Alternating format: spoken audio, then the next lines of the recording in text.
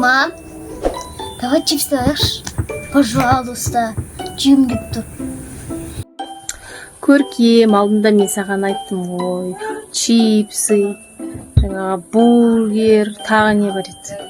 Шоколад, оның барлығы зиян деп айттым ғой мен саған, көп жемеңдер деп.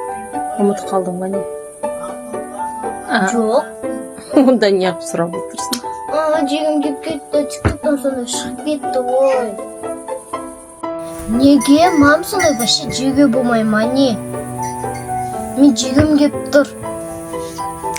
Көркем, давай мен саған қазір осы зиян тағамдар жайлы барлық шындықты, не үшін зиян екен, қандай пайдалары бар, солар туралы айтып берейін, иә?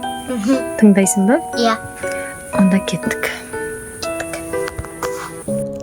Сәлем достар, бұл Әсемнің әлемі арнасы. Бүгін біз өте маңызды тақырыпты қозғаймыз. Адам денсаулығына ең зиянды тағамдар туралы.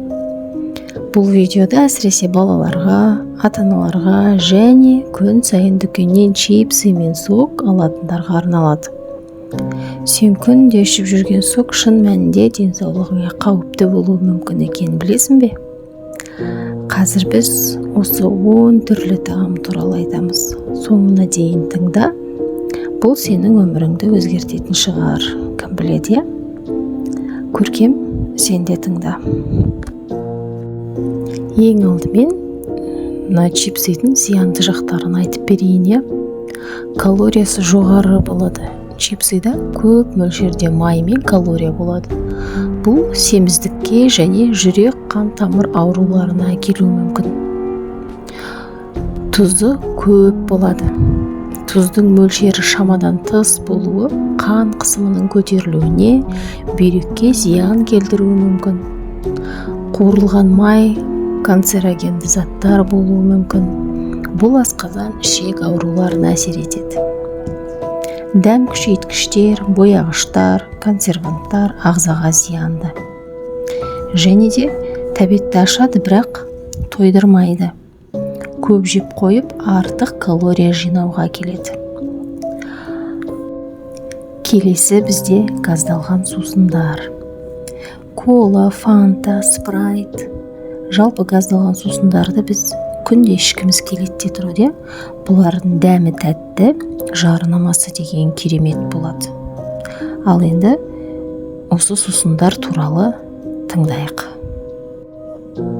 Бұларда бір бөтелкеде, яғни 0,5 литрде 5-7 ас қасық қант болады. Бұл семіздікке, қант диабетіне, тіс шіруіне себеп болады. Және асқазанды кернеп, кебуге, қыжылға, ас қорыту жүйесінің бұзылуына әсер етеді.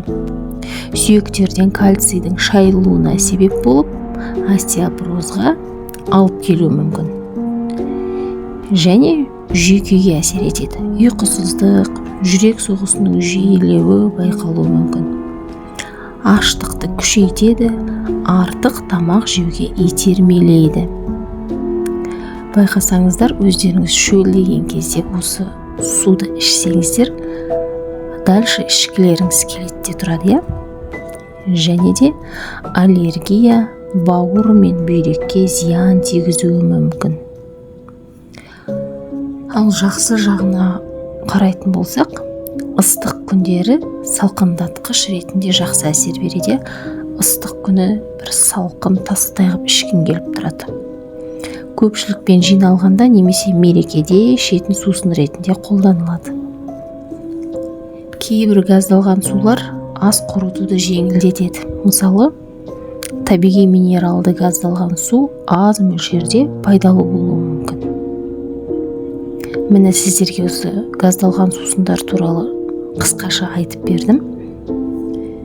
Енді газдалған тәтті сусындар уақытша ләззат, бірақ ұзақ мерзімді зияны көп.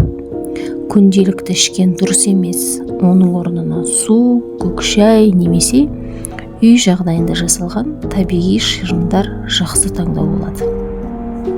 Немесе жай ғана үйдегі өзіміздің қарапайым су, иә? Сіздерге айтарым, күнделікті бұндай газдалған суды ішпеңіздер, тек жай су ішкендеріңіз дұрыс болады. Ары қарай тыңдайық, иә? Күнделікті конфет, сағыз, мармелад жегілерің келеді, иә? Бұл жерде мен қысқаша айта кетейін. Кәмпит, оның қанты көп болады, тістеріңіздің шіруіне әкеледі, семіздікке және де диабетке.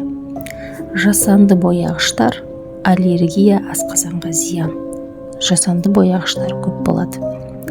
Бірақ жесең көңіл күйің көтеріліп қалады. Жылдам қуат береді. Сағызға келетін болсақ, құрамында жасанды тәттілендіргіштер бар. Өзің сағызды шайнаған кезде тәтті дәм болады. Ұзақ шайнау жақ буынына зиян. Аш қарынды шайнау асқазан сөлін артық бөледі.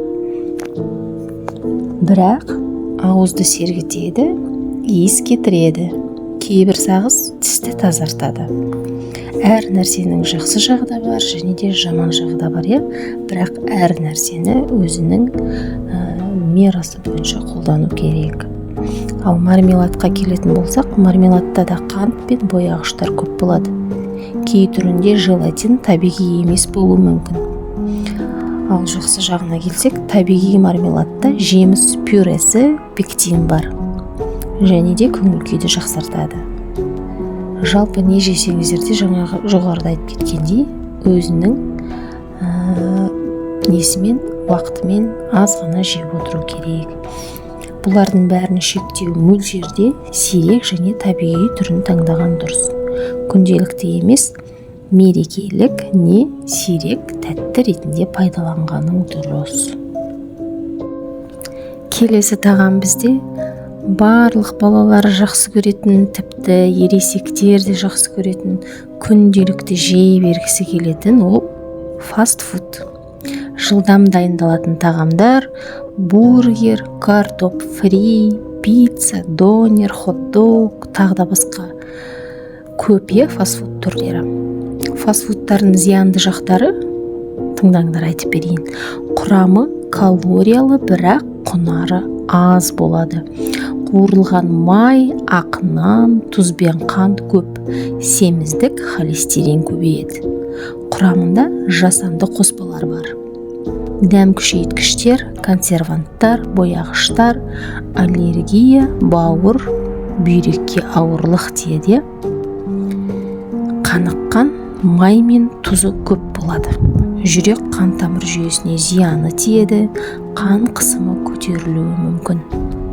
Және де асқазанға ауыр болады. Ас қорытуы қиындап, гастрит, қыжыл сияқты мәселелер туындайды. Ал егерде осы фастфудтардың жақсы жақтарына келетін болсақ, өте жылдам және ыңғайлы. Қарның ашып, тез тамақ ішкің келіп тұрғанда, уақыты тығыз адамдар үшін тез дайындалады, алып кетуге қолайлы. Дәмді және таңдауы көп. Көпшілікке ұнайды, түрлі мәзірлері бар. Әлеуметтік ортада жиі кездеседі. Достармен кездескенде, мерекеде, жолда, саяхатта қолданған жақсы. Фастфуд кейде ғана аз мөлшерде жесе болады. Күнделікті жеуге болмайды.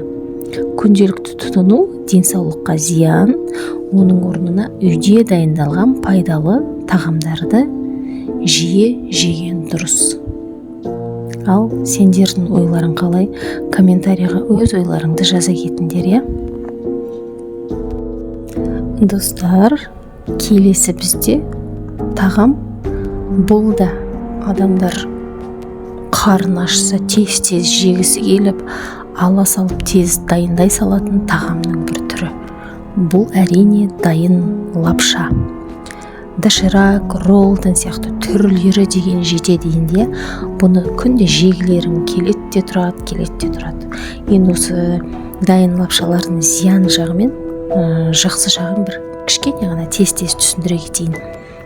Бұлардың құрамында көп тұз болады. Бір порцияда тәуліктік нормадан артық тұз болуы мүмкін. Қан қысымын көтереді, бүйрекке зияны тигізеді.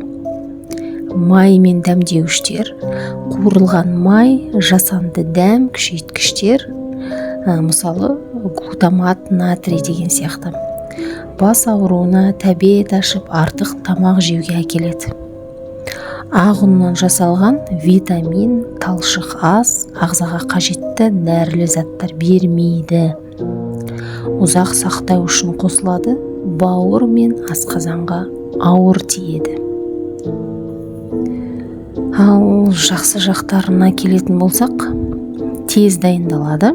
3 және де 5 минуттың арасында дайын бола қалатын тағам. Арзан әрі қолжетімді тұрады. Бұл студенттерге, жол жүретін адамдарға және де жоғарыда айтқандай тез қарын ашып тез жей салатындарға жақсы. Аштықты уақытша басады. Бұны жейсің, тойғандай боласың, бірақ ол аз уақытқа ғана. Ауыр жұмыс не саяхат кезінде жедел шешім болады. Жалпы дайын лапша сирек жағдайда ғана жеуге болатын тағам. Жиі тұтыну денсаулыққа өте зиян. Одан да үйде дайындалған көкөністі, тауық етті, сорпа немесе табиғи лапша пайдалы болады. Міне достар, зиян тағамдар туралы қысқаша сендерге айтып өттім. Енді комментарияға өз ойларыңды жаза кетіңдер. Сендер осы тағамдарды күнде пайдаланасыңдар ма, жоқ сирек пе, жеуге болады ма, болмайды ма деген сияқты.